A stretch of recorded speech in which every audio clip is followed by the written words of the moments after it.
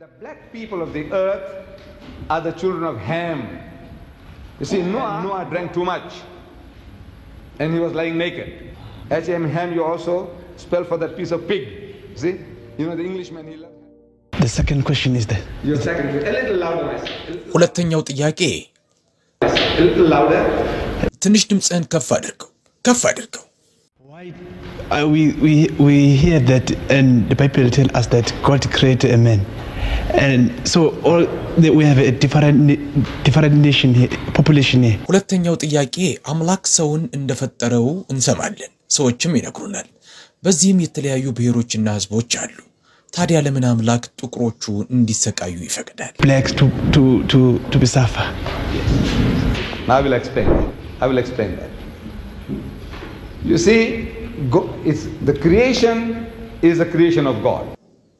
አብራራለሁ አየህ ፍጥረቱ የፈጣሪ ፍጥረት ነው ነገር ግን የሰው ልጅ የራሱን የዳኝነት ደረጃ ወጣ ሰዎችን የሚዳኝበት ደረጃ ወጣ ለምሳሌ በተወሰኑ የቤተ ክርስቲያን ቡድኖች በመሬት ላይ ያሉት ጥቁር ህዝቦች የሃም ልጆች ናቸው ተብሎ ነው የተነገረን አየህ ኖህ የሚባለውን ስም ሳትሰማው አትቀርም ከጎርፉ በኋላ ዘፍጥረት ምዕራፍ 9ን ካነበብክ ኖህ ከጎርፉ በኋላ እርሱና ሶስት ልጆቹ him and his three sons Sam, Ham and Japheth they started growing grapes ሴም ካምና ያፌት ወይን መትከል ጀመሩ ወይኑንም ወይነ ጠጅ አደረጉት ኖህም ከወይኑ አብዝቶ ጠጣ በድንኳኑም ውስጥ ራቁቱን ሆነ ይህን የማነብልህ ከመጽሐፍ ቅዱስ ከዘፍጥረት መጽሐፍ ከምዕራፍ 9 ላይ ነው ሴም ካምና ያፌት ከሚባሉት ሶስት ልጆቹ መሃል ካም የአባቱን እርቃን መሆን አየ አባቱ እርቃኑን ሆኖ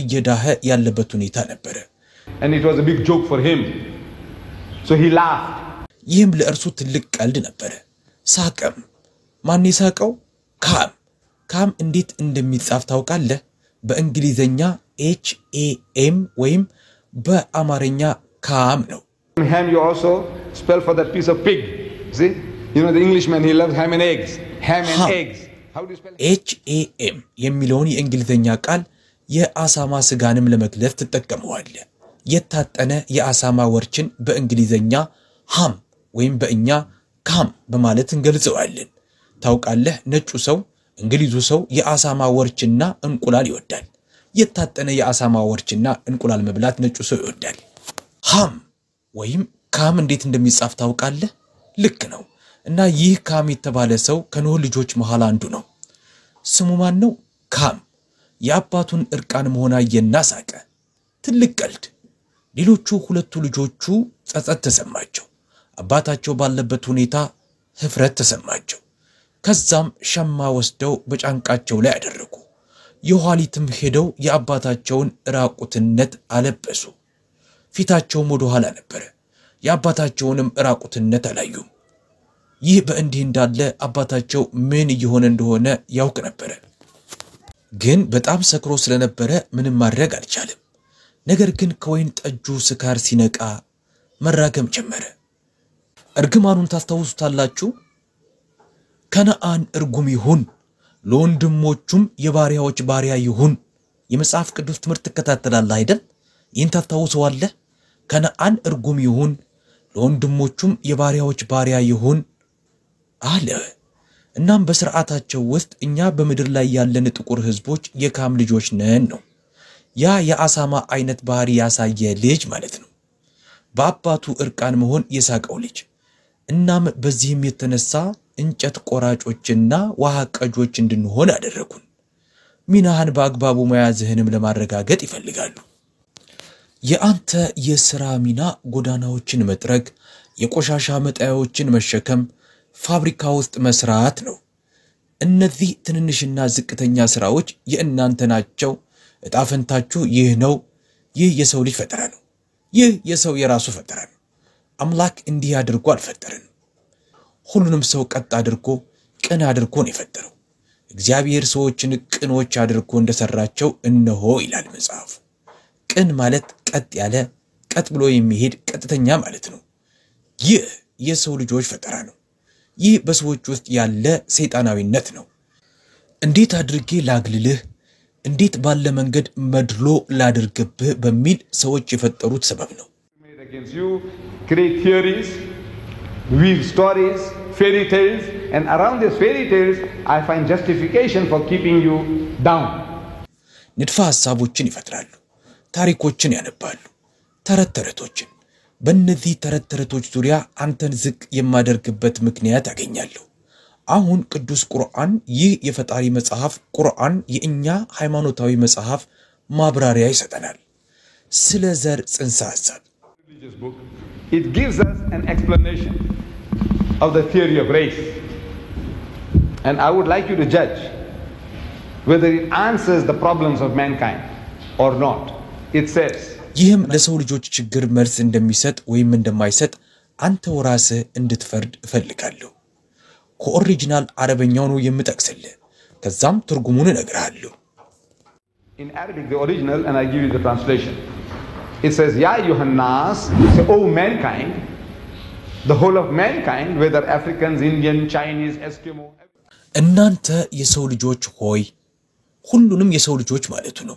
አፍሪካዊም ይሁን ህንዳዊም ይሁን ቻይናዊም ኢስኪሞ ሁሉንም እናንተ የሰው ልጆች ሆይ ይላል ኃያሉ ጌታ።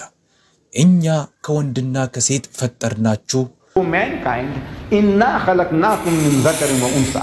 It is we, God Almighty says, we who have created the male and the female. We have created you all of a single pair.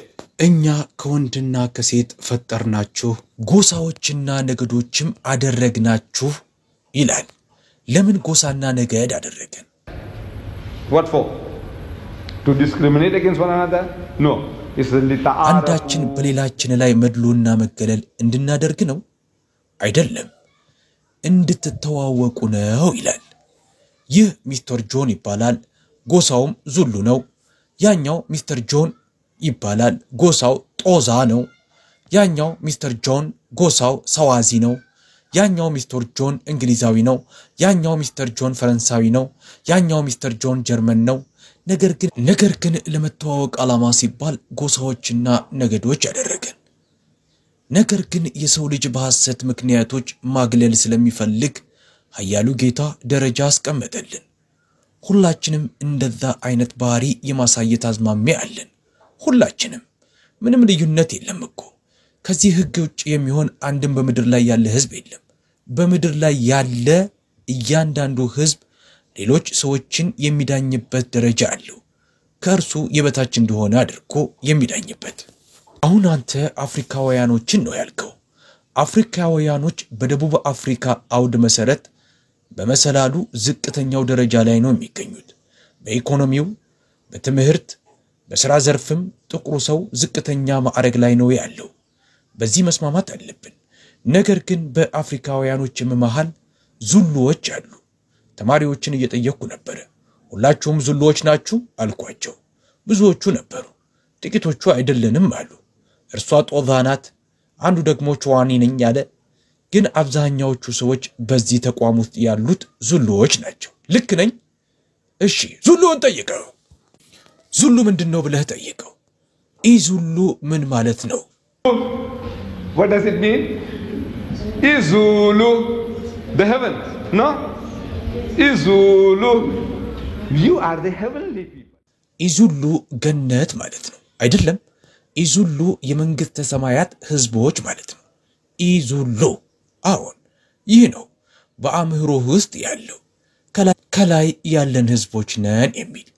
በአፍሪካውያኖች መሃል እጅግ ታላቅ የሆነው ጎሳ ማን ነው? ጦረኛ ህዝቦች እነማን ናቸው?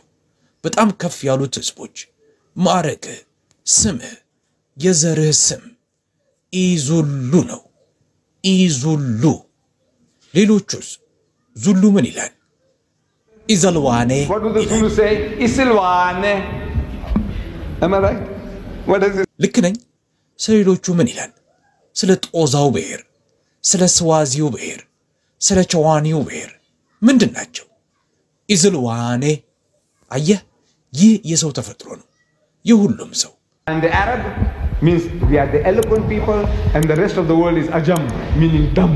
አረቡ እኔ አረብ ነኝ ይላል፣ ማለትም እኛ አንደበተ እርቱዕ ህዝቦች ነን ይላል።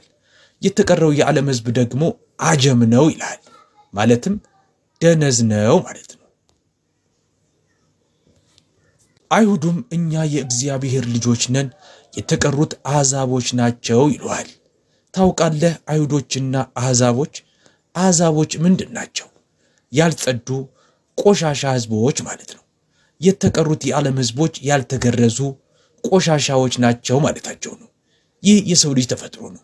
በምድር ላይ ያለ እያንዳንዱ የሰው ልጅ ህንዳዊም ይሁን አውሮፓዊም ይሁን እንግሊዛዊም ይሁን ከጀርመኖች የተሻለ እንደሆነ ይሰማዋል። ጀርመኑም ከፈረንሳዊው የተሻለ እንደሆነ ይሰማዋል። ፈረንሳዊውም ከጣሊያናዊው የተሻለ እንደሆነ ይሰማዋል። ስለዚህ ይህ የሰው ልጅ ተፈጥሮ ነው። እናም ኃያሉ ጌታ ደረጃ ሰጥቶናል። የሰው ልጅ ለራሱ የሐሰት ደረጃ የመፍጠር በሽታ ስላለበት ይህ ፈጣሪ አምላክ ራሱ ስታንዳርድ ወይም ደረጃ ሰጥቶናል፣ በሰዎች መሃል የምንዳኝበትን። ይህ ሚዛንም እንዲህ ይላል፣ አላህ ዘንድ በላጫችሁ በጣም አላህን ፈሪያችሁ ነው ይላል። መመዘኛው ጥሩ ወይም መጥፎ አይደለም፣ ሀብታም ወይም ደሃ አይደለም፣ ጥቁር ወይም ነጭ የሚለው አይደለም።